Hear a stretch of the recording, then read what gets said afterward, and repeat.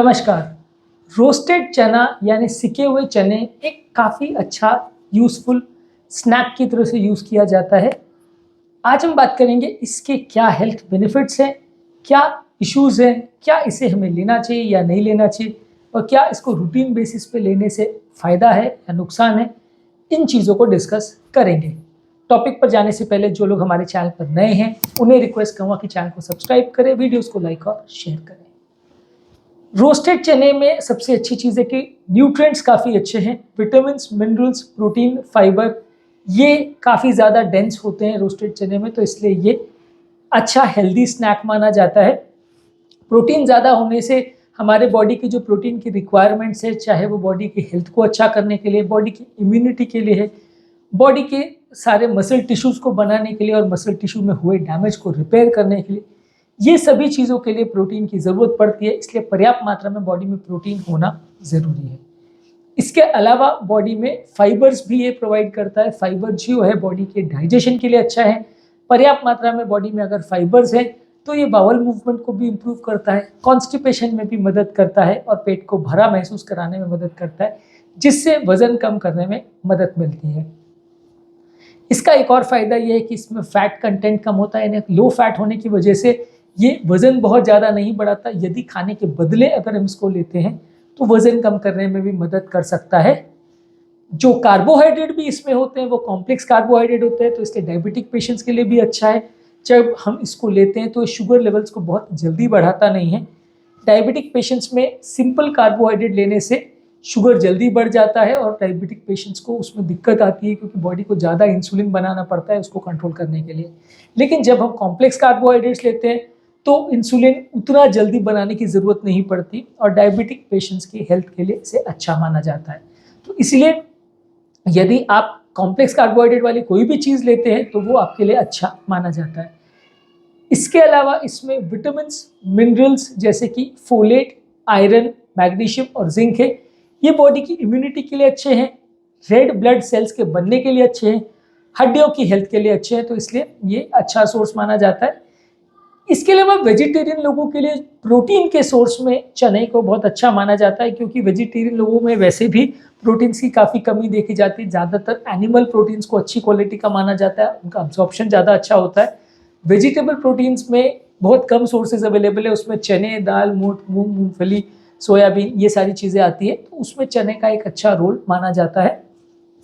दूसरा, vegetable protein में एक इम्पॉर्टेंट इशू ये होता है कि उसमें सारे इसेंशियल अमीनो एसिड्स नहीं होते। इसेंशियल अमीनो एसिड्स का मतलब ये है कि वो अमीनो एसिड्स जो बॉडी खुद नहीं बना पाता, उनको इसेंशियल अमीनो एसिड बोलते हैं, और इनके बिना किसी प्रोटीन का बॉडी में सिंथेसिस हो नहीं सकता जब तक ये सारे के सारे इसेंशियल अमीनो एसिड्स ना हो।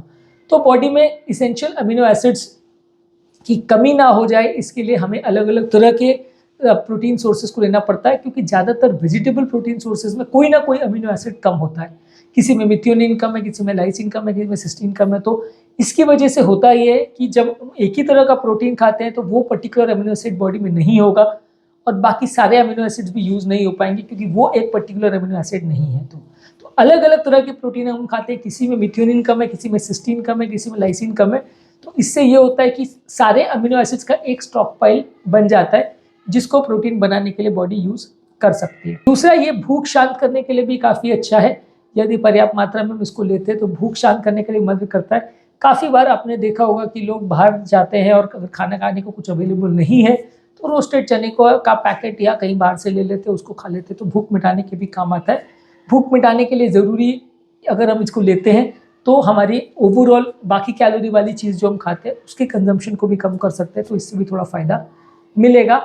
स्नैक्स के ऑल्टरनेटिव की तरह से भी इसको यूज़ कर सकते हैं। मान लीजिए अगर आपको कहीं बाहर जा रहे हैं, भूख लग रही है और आप समोसा, कचौरी और इस तरह की चीज़ें खा रहे हैं, तो उससे आपकी भूख बहुत शांत भले होगी, लेकिन फैट्स बहुत ज़्यादा जाएगा बॉडी में।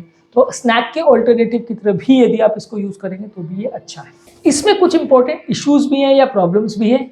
एक तो ये है कि थोड़ा कैलोरी डेंस है, ये बहुत ज़्यादा मात्रा में अगर हम इसको लेते हैं, खाने के साथ में लेते हैं, खाने के बदले लेंगे तो ठीक है, बाकी कैलोरी नहीं जाएगी, इसमें कैलोरी जाएगी तो चलेगा काम।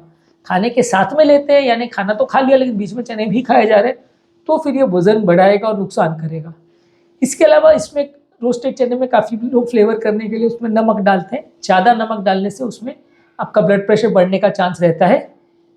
इसके अलावा इसमें जो कॉम्प्लेक्स कार्बोहाइड्रेट है बॉडी को हर एक व्यक्ति को पचाना मुश्किल होता है। जो कुक किया हुआ होता है या जो बॉयल किया हुआ चने होते हैं उसमें कंपेरेटिवली इसको डाइजेस्ट करना थोड़ा आसान होता है।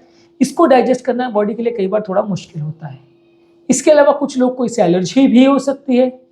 इसके अलावा इसमें पोर्शन कंट्रोल मेंटेन करना ज़रूरी है। कई बार क्या होता है कि लोग खाने पीने के साथ अगर चने बहुत ज़्यादा मात्रा में खा लेते हैं तो एक पर्टिकुलर तरह का अमीनो एसिड, एक पर्टिकुलर तरह का विटामिन मिनरल भर जाता है, बाकी सारी चीज़ें कम हो जाती है। तो आपको किस मात्रा में बैलेंस करके खाना है उसको मैनेज करना ज़रूरी होता है।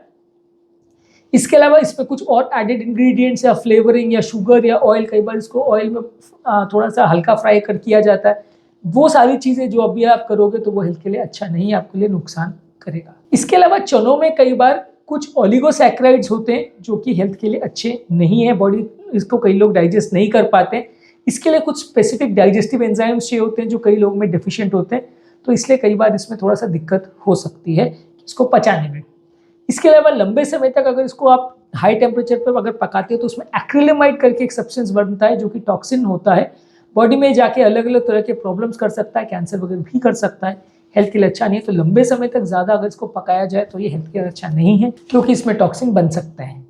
इसके अलावा हर एक व्यक्ति की इंडिविजुअल रिक्वायरमेंट्स अलग अलग होती है, किसी को उसका हेल्थ में बेनिफिट मिलता है, किसी को नहीं मिलता है, किसी का उससे वजन कम होता है, किसी का नहीं होता, किसी को उससे ओवरऑल भूख मरती है नहीं मरती है। तो वो अलग अलग व्यक्ति की रिक्वायरमेंट्स अलग अलग हो सकती है, जिसकी वजह से आपको अलग अलग तरह की चीज़ें खानी चाहिए। सबसे बेस्ट तो ये है कि इस तरह की चीज़ों को बाकी चीज़ों के साथ मिक्स करके खाना चाहिए। अकेले सिर्फ एक ही तरह का स्नैक अगर आप डेली खाते हैं तो वो उतना हेल्दी या अच्छा नहीं माना जाएगा। तो आज के टॉपिक में हमने बात करी रोस्टेड चनों के बारे में। ये हेल्दी स्नैक है, बेसिकली इसमें protein contents, vitamin, minerals, iron, folate, zinc, magnesium का कंटेंट अच्छा है, तो ये हेल्थ के लिए अच्छा है। बॉडी में ठीक ठाक कैलोरी देता है। अगर इसको बाकी खाने के बदले खाया जाए तो वजन कम करने में मदद कर सकता है। कॉम्प्लेक्स कार्बोहाइड्रेट है तो बॉडी को डायबिटीज़ कंट्रोल भी कॉम्प्रोमाइज़ नहीं होता और विटामिन मिनरल्स भी अच्छे मिल जाते हैं। डाइजेशन के लिए भी अच्छा है क्योंकि फाइबर्स इसमें होते हैं। नुकसान ये है कि अगर खाने के साथ में लिया जाए या बहुत ज़्यादा मात्रा में लिया जाए तो वजन बढ़ा सकता है। साथ में अगर इसमें सोडियम ज़्यादा डाला जाए या कोई और तरह के ऑयल्स या फ्लेवर्स डाले जाए तो वो भी नुकसान कर सकते हैं। कई लोग को इसे पचाने में दिक्कत होती है। इसमें ओलिगोसैकेराइड्स होते हैं जिसको डाइजेस्ट करने के लिए जो एंजाइम्स होते हैं वो सब में नहीं होते हैं। इसके अलावा बहुत ज़्यादा टेम्परेचर पर इसको पकाने से एक्रिलेमाइड करके एक पॉइजनस सब्सटेंस बनता है जो कि हेल्थ के लिए अच्छा नहीं है। हमारा फाइनल वर्डिक्ट ये है कि एक अच्छा स्नैक है, अगर खाने के बदले इसको लिया जाए या स्नैक टाइम पे लिया जाए, मतलब शाम को 4-5 बजे अगर आपको भूख लग रही है तब आप इसको खा लिया, बाकी और कुछ खाने के बदले लिया जाए तो डेफिनेटली अच्छा है। और बाकी तरह के प्रोटीन सोर्सेज के साथ अगर इसको लिया जाए तो भी अच्छा है। आइसोलेटेड अगर हम खाली इस पर ही फोकस करेंगे तो ये उतना अच्छा नहीं है और फायदा करने के बदले उल्टा नुकसान भी कर सकता है। बहुत ज़्यादा मात्रा में अगर इसको खाएंगे और बाकी प्रोटीन्स नहीं खाएंगे तो उतना हेल्दी नहीं होगा। इसलिए डायबिटिक, हाइपरटेंसिव, हार्ट पेशेंट्स को इसको लेना चाहिए, लेकिन सही तरीके से लेना चाहिए। बहुत ज़्यादा मात्रा में सिर्फ इसी पर फोकस करें, ऐसा नहीं करना चाहिए। उम्मीद करूँगा कि आज के टॉपिक से कुछ नई चीज़ें जानने को मिली होंगी। जो लोग हमारे चैनल पर नए हैं उन्हें रिक्वेस्ट करूँगा कि चैनल को सब्सक्राइब करें, वीडियोज़ को लाइक और शेयर करें ताकि वीडियोज़ की आउटरीच बढ़ सके।